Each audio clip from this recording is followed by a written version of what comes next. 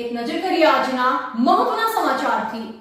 સંખેડાના ગામડામાં મધ્ય ગુજરાતના અવાજ ટીમના રિપોર્ટરના અહેવાલ મુજબ સંખેડા તાલુકાના વડેલી ગામે આવેલા MGVCLના વીજ પોલમાં વૃક્ષની ડાળખે ઉપર જે જંગલી વેલા ચડેલ છે, વેલા લાઇટની હાઈ ટેન્શન લાઇન ઉપર પણ કબજો કરી આખા વીજ પોલને પણ આખો વેલ ચારો તરફ વીંટળાઈ ગયેલ છે અને હાલ આવેલા જોખમરૂપ દેખાતા હોવા છતાં પણ હજુ સુધી MGVCL દ્વારા કોઈ સફાઈ કરવામાં આવતી નથી।